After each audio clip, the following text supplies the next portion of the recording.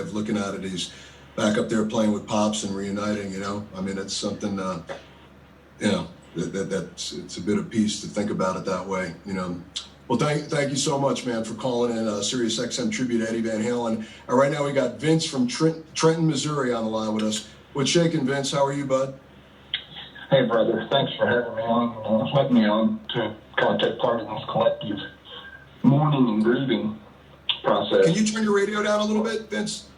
Can you turn your radio down a hair? Yeah, man. It's not on. Okay, thanks, man. Yeah, I mean, so, you know, what did Edward mean to you, man?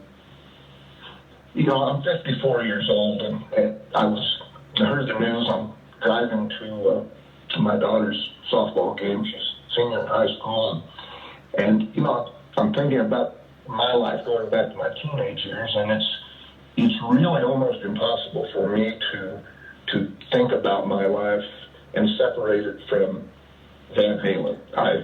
I've been a huge fan of theirs since the beginning, and as after 30 years still a struggling guitarist, I always have that special affinity, identification with Eddie. I mean, who didn't that played guitar? And you know, it's just such a soundtrack to your life.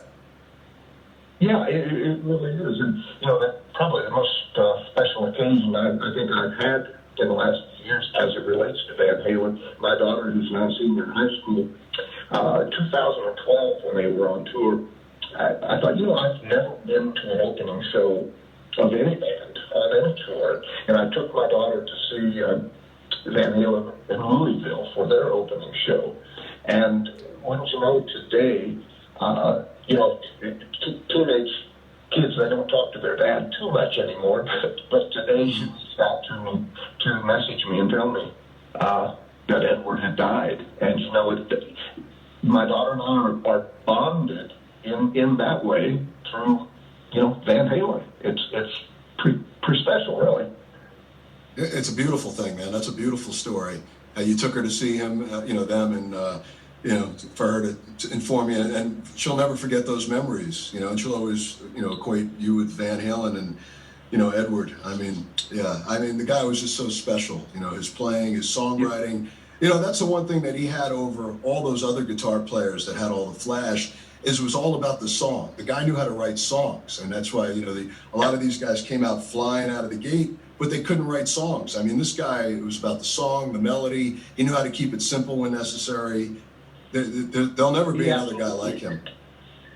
And you know, neuroscientists actually have a word for this, but for years, this isn't something recent. This is going way back in the beginning, and it used to kind of freak me out because I was like, you know, what the hell's wrong with me? But when I ask myself that every day, so don't worry.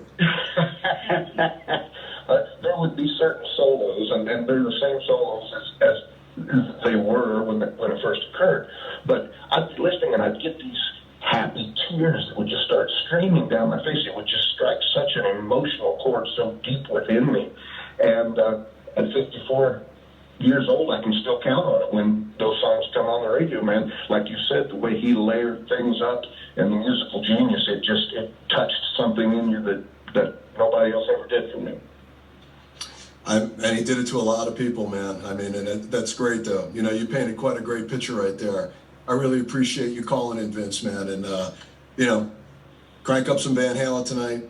If you partake in adult beverages, have a couple in his honor. And, you know, we're going to be rolling for a while here for the SiriusXM tribute to Eddie Van Halen. I want to bring somebody else on. I want to bring Tom from Michigan.